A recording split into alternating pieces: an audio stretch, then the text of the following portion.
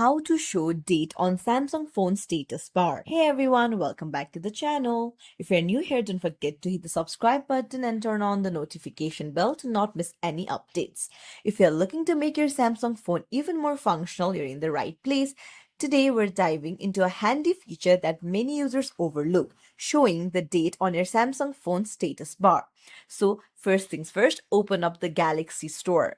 Make sure it's not Play Store. Search for Galaxy Store and then search for Good Lock.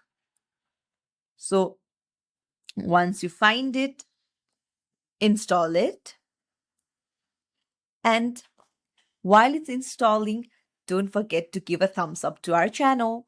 So, open it and then you'll find a makeup option. You'll have to tap on it and then here you'll find quick start option. Search for it and then download this as well. So once you install Quickstart, you just have to tap on it and you see option like this. You have to toggle it on and then scroll down and go to clock settings. Here you'll have to toggle on show date and there you go.